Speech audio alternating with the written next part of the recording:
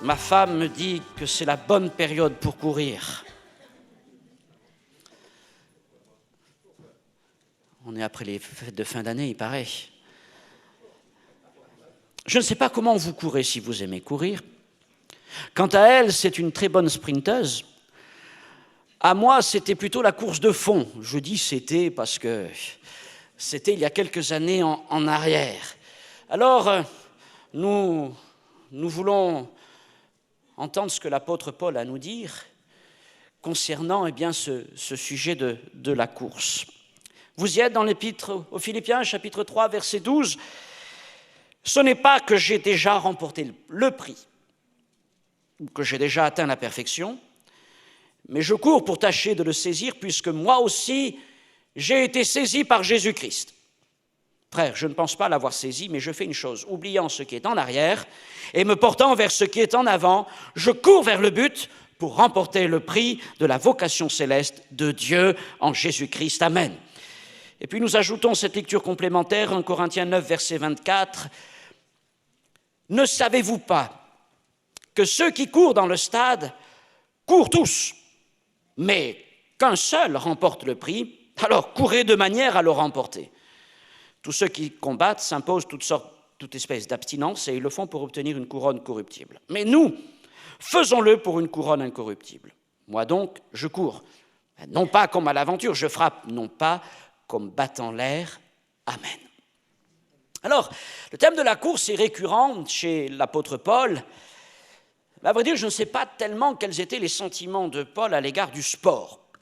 D'un côté, il dit à Timothée que l'exercice corporel est utile à peu de choses, ce qui rassure peut-être certains. D'un autre, il fait fréquemment allusion aux pratiques sportives de l'époque avec une approche tout à fait pertinente. De là à nous demander, pratiquait-il un sport ou était-il un amateur, en tout cas un amateur éclairé? Mais ce qui est certain, c'est qu'il avait retenu les principes du sport et il les appliquait à sa propre vie. En effet, il considérait son service, son ministère, comme sa vie, comme une course. C'est ce qu'il dit aux anciens de l'église d'Éphèse dans Actes 20, 24. « Mais je ne fais pour moi-même aucun cas de ma vie, comme si elle m'était précieuse, pourvu que j'accomplisse ma course avec joie et le ministère que j'ai reçu du Seigneur d'annoncer la bonne nouvelle. Amen. » Alors je ne sais pas si vous-même vous avez déjà considéré la vie chrétienne comme une course. Peut-être préfériez-vous que je vous dise qu'elle est une marche. Mais Paul préfère nous parler de course, c'est ainsi qu'il rythmait sa vie. Et en nous parlant de course, il nous parle aussi d'une course qui va de l'avant. Et c'est donc là un bon sujet en début d'année. Et vous-même, et moi-même, sommes-nous prêts à nous engager dans cette année 2013 sur un pas de course? Êtes-vous calé dans vos starting blocks, prêt à bondir, à jaillir, dès que vous entendrez le pistolet du starter retentir? Attention, ne partez pas trop vite, vous pourriez être disqualifié en confondant précipitation et vitesse. Alors ce matin, nous allons donc parler de la course chrétienne selon l'apôtre Paul, et nous allons revoir quelques principes fondamentaux pour bien courir ensemble. Et la première chose que nous verrons, c'est que pour courir, il faut courir en avant. Se porter en avant, nous dit l'apôtre Paul. Ensuite, nous verrons de courir avec un but. Et enfin, troisième point, courir pour remporter le prix. Donc, courir vers l'avant. La semaine dernière, vous vous rappelez, nous avons pris le temps de regarder un peu en arrière et de voir combien il est important de compter les bienfaits de Dieu.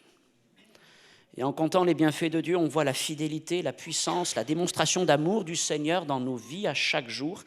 Et nous voyons comment ces bienfaits, les uns après les autres, forment une trajectoire de vie. Ils sont autant de jalons, de marques, de repères spirituels qui fortifient notre foi, qui nous consolent, qui nous exhortent dans notre situation présente et qui nous permettent d'envisager l'avenir.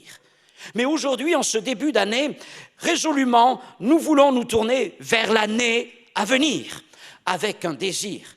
Non pas simplement de dire « Seigneur, bénis-moi », mais d'accomplir les projets de Dieu préparés d'avance pour chacun d'entre nous.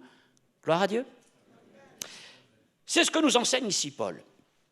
Le chrétien se porte toujours en avant.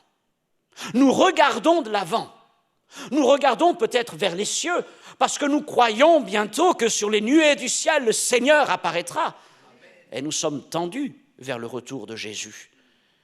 Mais nous regardons aussi de l'avant dans cette vie, dans notre propre vie, notre vie familiale, notre vie professionnelle, les projets qui animent notre cœur, mais aussi dans le service pour le royaume de Dieu, nous regardons de l'avant.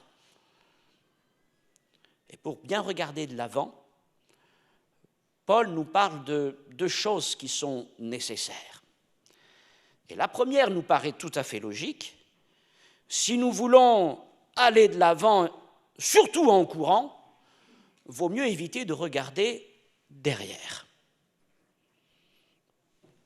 Sinon, les conséquences pourraient être fâcheuses rapidement. Et c'est ce qu'il nous dit. Je fais une chose, je m'impose une chose, c'est la règle que je me donne. J'oublie ce qui est en arrière. Et ce qui est en arrière, ce sont au moins deux choses. Le passé, mais aussi les circonstances présentes. Paul, dans ce début du chapitre 3 de l'Épître aux Philippiens, parle abondamment de son passé. Jeune, il était un serviteur zélé, prometteur de la loi, jusqu'à ce que Christ vienne le percuter sur le chemin de Damas. Et puis, il y a son présent, parce qu'il ne faut pas oublier que lorsqu'il écrit cette Épître aux Philippiens, Paul est en prison. Et là, du sein de sa captivité, attendant un jugement, il nous parle encore de course. Il semble que rien ne pouvait arrêter cet homme. Pas même le fouet, pas même la prison, pas même un jugement. Alors, à nous aussi, il nous appartient de nous armer de cet état d'esprit, oublier ce qui est en arrière pour nous porter en avant. Nous connaissons notre passé, nous n'ignorons rien de notre présent, qu'il soit bon, qu'il soit difficile, mais il est certain que ni le passé, ni le présent, les circonstances présentes ne doivent peser en rien sur notre avenir, sur le futur que nous devons écrire avec Jésus-Christ. Et notre regard, le regard du croyant, est porté sur demain, est porté sur cette année 2013 avec confiance, avec détermination. Mais mes frères et sœurs, attention, nous laissons trop souvent notre passé peser lourdement sur demain. Nos erreurs, nos épreuves, nos limites, nos fatigues, et parfois même nos réussites, nos succès qui nous feraient penser que nous sommes déjà arrivés. Mais l'apôtre Paul écrit « Je n'ai pas encore remporté le prix ». Nous ne voulons pas que le passé soit un frein dans notre course vers demain. Et pareil, nous ne voulons pas que le présent dicte notre avenir. Il semble que les temps d'aujourd'hui soient des temps mauvais, des temps peu propices. L'année 2013 nous paraît bien difficile, bien délicate, sur bien des plans, ne serait-ce que le problème économique. Peut-être certains au milieu de nous se posent des questions sur leur avenir professionnel, sur leur avenir après leurs études, l'avenir de leurs enfants, avec beaucoup de questions concernant l'achat de biens immobiliers, etc., toutes ces questions qui sont là. Et l'environnement économique nous dit prudence, retenue. Et puis c'est un peu pareil au niveau de l'Église. Que faire dans cette année 2013, lorsque nous voyons une société qui s'éloigne de plus en plus du Seigneur, lorsque souvent nous nous retrouvons comme confrontés à des impossibilités, des murs, pour essayer de faire avancer l'œuvre de Dieu, notamment dans cette ville de Paris. Mais mes frères et sœurs, il nous appartient encore d'oublier ce qui est en arrière. Le passé est en arrière, mais le présent est aussi en arrière, parce que je regarde de l'avant. Deuxième facteur qui soutenait l'apôtre Paul et qui le poussait même à regarder au-delà de ces circonstances présentes, la présence de Jésus à ses côtés. Il rajoute même cette idée qu'il a été saisi par Jésus-Christ. saisi par Jésus. Et quand il parle de cette idée dans ce contexte de la course, je l'imagine comme en train de nous dire, c'est comme si Jésus m'avait inscrit lui-même dans cette course. C'est comme s'il m'avait conduit lui-même jusque sur la ligne de départ, m'avait installé dans les starting blocks. C'est lui qui m'a saisi. Je ne suis pas allé dans cette course parce que je voulais la mener, c'est lui qui m'a amené dans cette course. J'ai été saisi par Jésus. Mon frère, ma sœur, as-tu été saisi par Jésus-Christ? Et je ne parle pas là simplement en termes de salut, mais je parle de cette année 2013. Est-ce que cette année est une année où tu vas te laisser saisir par Jésus dans tes projets de vie, comme dans ton désir de servir le Seigneur et son royaume? Être saisi par Jésus est tellement important. Car si je sais que je suis dans une course parce que c'est Christ qui m'a inscrit dans cette course, qui m'a placé dans cette course, alors, même si cette course me paraît difficile, au-delà de mes capacités, si elle me paraît bien éprouvante, je sais que je ne craindrai rien, je demeurerai confiant parce que le Seigneur me donnera sa grâce et sa force. Et même si par moments, à la manière de Paul, nous avons l'impression de nous retrouver dans une situation de captivité. Seigneur, je veux courir, mais tout me dit, c'est impossible. Eh bien, malgré tout, je continuerai de croire, comme Paul au fond de sa prison, attendant encore l'issue de son procès. Il regardait au-delà des murs, il se portait vers demain, et alors qu'il était en prison, déjà il courait. Maintenant, mon frère, ma sœur, si tu n'es pas saisi par Jésus, réfléchis bien avant de t'élancer dans la course. Si tu n'es pas saisi par Jésus dans un projet familial, dans un projet professionnel, dans un investissement particulier, ne t'élance pas. Si tu n'es pas saisi par Jésus dans une carrière particulière, pense son service, ne t'élance pas. Et si tu prends le risque de courir la course malgré tout, peut-être à la manière des hommes, tu pourras remporter certains prix, certaines couronnes. Il y a bien des succès que l'on peut remporter sans avoir l'assistance du Saint-Esprit, mais l'apôtre Paul nous le dit, ces couronnes-là sont corruptibles et bien éphémères. Mais si tu cherches des couronnes et des prix incorruptibles qui demeurent pour toi et ta famille, alors cours avec Jésus. Sinon, demande-lui dans quelle course, Seigneur, veux-tu m'inscrire cette année? Où veux-tu me saisir? Comment veux-tu me saisir? Et pourquoi veux-tu me saisir? Et ça m'amène, ce pourquoi veux-tu me saisir, à mon deuxième point, courir avec un but. Se porter résolument en avant est une bonne chose pour quiconque s'engage dans une course et veut servir le Seigneur, mais nous savons que l'athlète fait plus que cela.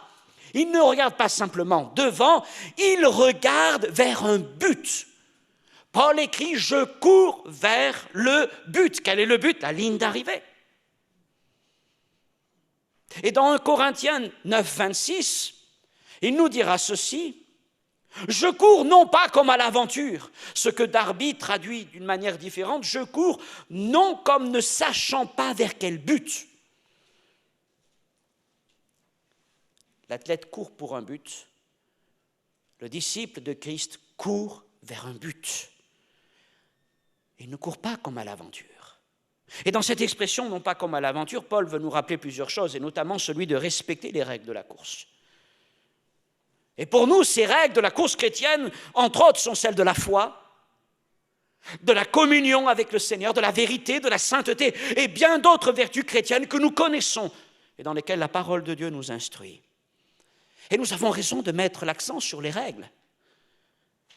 Car quiconque ne court pas selon les règles de la course risque de se trouver disqualifié par l'arbitre. Mais si malgré tout nous voulons le faire, nous verrons que ne pas courir selon les règles, c'est supporter un handicap. Le péché, l'iniquité, les compromissions, les tiédeurs, le manque de communion sont autant de poids qui pèsent sur le coureur chrétien. Elles l'entravent dans sa course.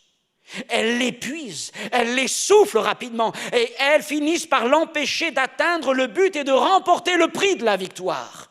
C'est ce que l'auteur de l'Épître aux Hébreux nous dit dans Hébreux 12:1 lorsqu'il écrit « Rejetons tout fardeau et le péché qui nous enveloppe si facilement et courons avec persévérance dans la carrière qui nous est ouverte.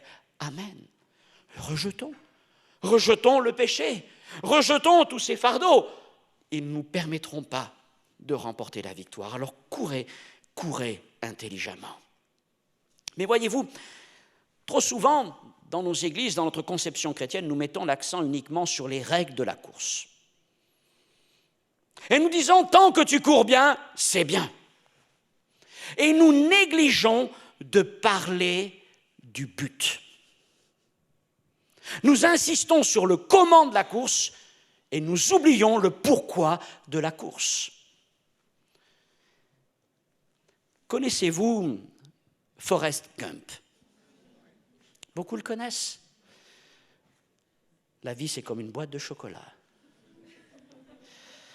Forrest est un peu simple d'esprit, mais Forrest court. Il court vite et il court loin.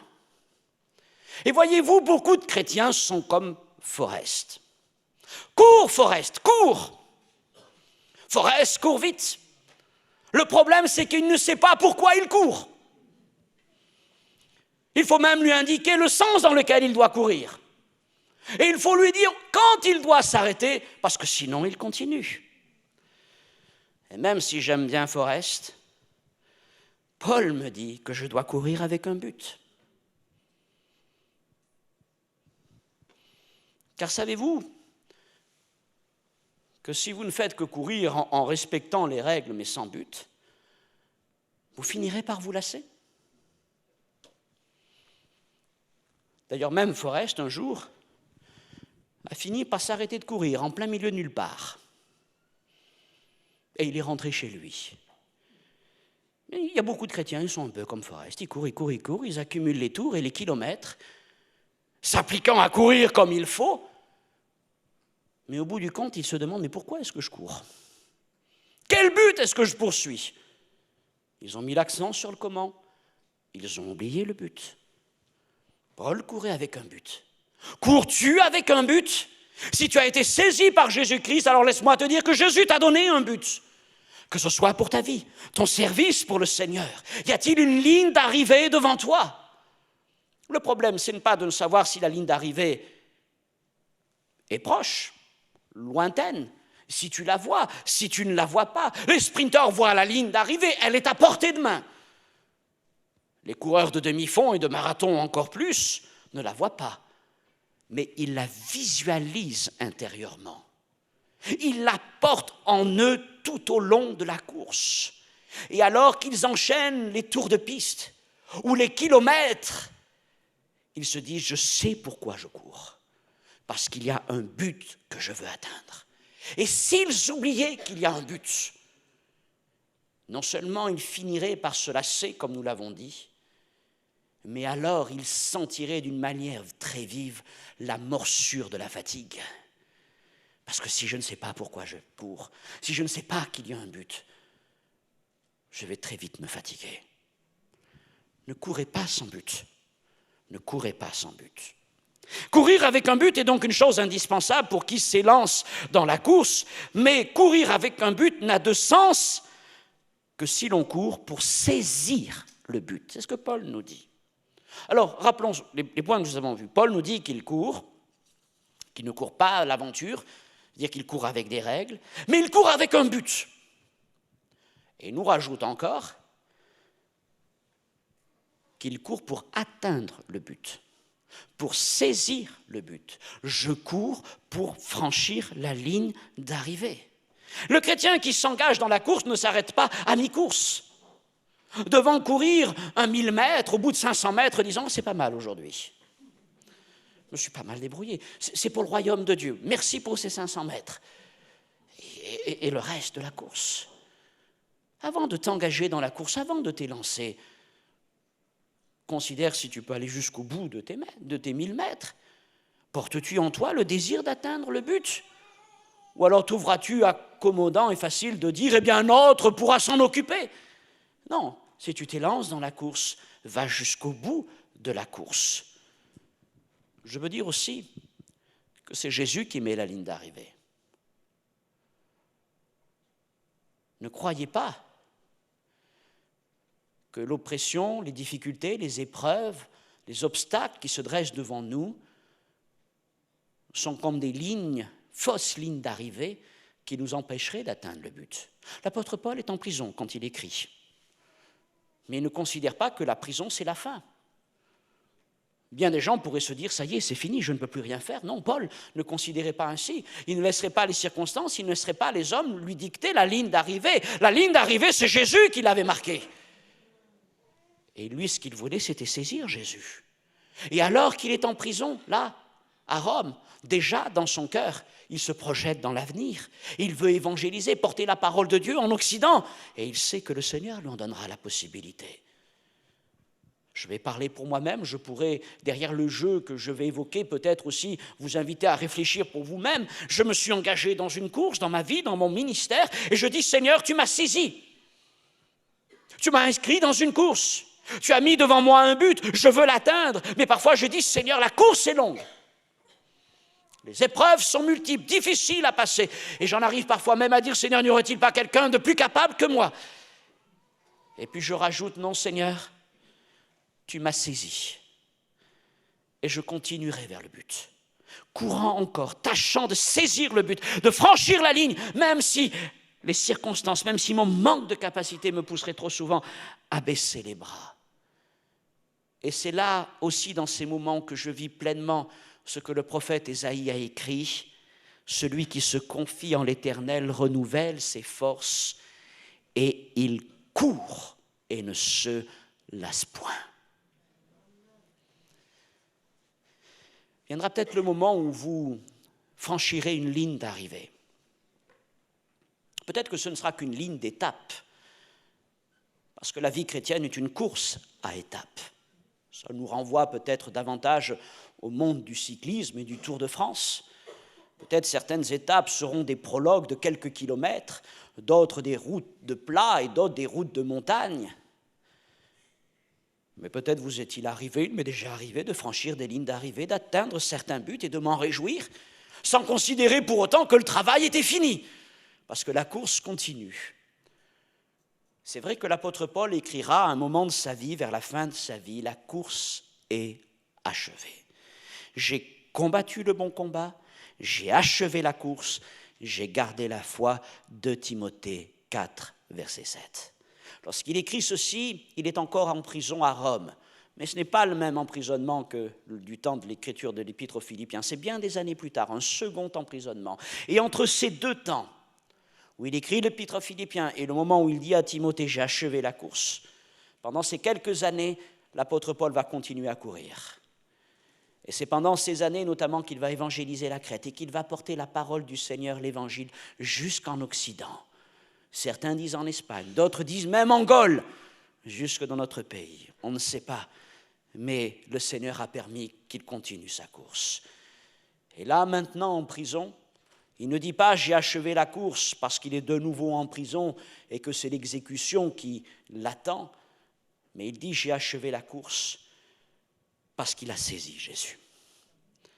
Parce qu'il sait qu'il est allé jusqu'au bout de ce que Christ avait préparé pour lui. Et il dit cette chose merveilleuse, « Seigneur, j'ai gardé la foi. J'ai gardé la foi. Et maintenant, j'attends la couronne. » Nous n'y sommes pas encore. Nous avons encore quelques étapes à franchir. Mon dernier point ce matin est de parler sur le fait de remporter le prix. Courir pour remporter le prix. Alors, nous sommes la patrie de M. de Coubertin,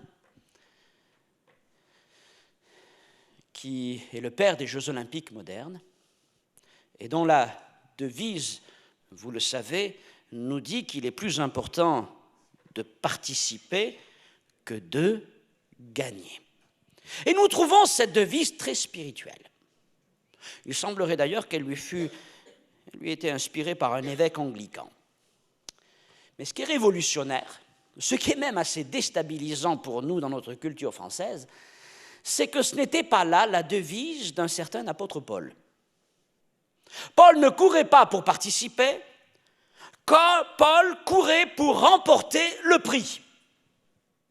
Et il nous dit à nous aussi de courir de manière à le remporter, et en plus il rajoute ceci, un seul le remporte.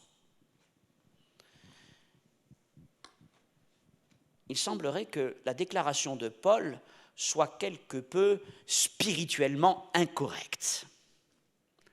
Parce que dans notre vision de l'Évangile d'aujourd'hui, l'Évangile, c'est tout le monde qui gagne, il faut que ça soit tolérant, etc., etc. Ça, c'est l'esprit de cette génération. Mais l'apôtre Paul nous dit « courez de manière à le remporter ». Je cours, non pas simplement pour franchir la ligne d'arrivée, chouette, j'ai participé, ce qui est déjà bien, c'est vrai, mais je cours pour franchir la ligne d'arrivée et pour remporter le prix. Remporter le prix. Je ne veux pas me contenter d'un « j'essaye ». Je vais faire de mon mieux. C'est pour le royaume de Dieu. Mais je cours en disant « je vais aller jusqu'au bout et je vais gagner. Je vais remporter le prix. » Courons de manière à remporter le prix. Cela veut bien sûr dire en respectant les règles, mais ça veut surtout dire avec un cœur de vainqueur. Je ne pars pas battu. Et s'il se dresse en face de moi quelque obstacle, je ne me laisserai asservir par rien. J'irai jusqu'au bout avec cette envie de remporter le prix. Et mes frères et sœurs, c'est ce qui manque le plus aujourd'hui à notre culture chrétienne en France. Nous nous sommes laissés infiltrer par un faux évangile qui nous dit, il en a apparence de la piété, sans en avoir la force, que l'important c'est de participer. Mais ce n'est pas ça l'évangile. C'est peut-être aussi une des raisons, je vais un peu à côté, une des raisons pour lesquelles notre pays a tant de mal aujourd'hui. Je ne parle pas simplement sportivement parlant. Et je dis, il a tant de mal parce que oui, nous considérons dans notre nation qu'aujourd'hui l'important c'est de participer. Nous considérons que, eh bien, il est plus agréable peut-être de marcher. Nous sommes devenus plus un pays de marcheurs. Seulement en face de nous, il y a des coureurs. Et il y a des pays qui courent. Et ils courent pour remporter le prix. Et ils ne vont rien lâcher. Et c'est pour ça qu'économiquement, et sur bien des points, nous n'arrivons plus.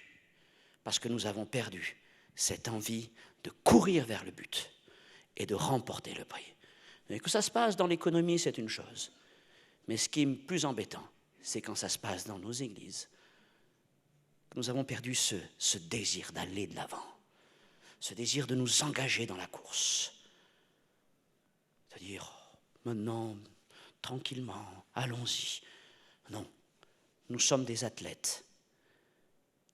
Peut-être certains me diront, vous parlez d'athlètes, mais bon, je vois nos frères et sœurs âgés, pour certains, c'est un peu difficile, mais nous savons que nous sommes engagés dans une course spirituelle. Et les chaussures que nous avons sont celles que nous donne le zèle pour l'évangile de paix. Et je suis sûr, mes frères et sœurs, même si les hanches, tout ça, ou les genoux, ça grince un peu, croyez que ces chaussures-là vous transporteront bien au-delà de tout ce que vous pensez ou imaginez. Alléluia.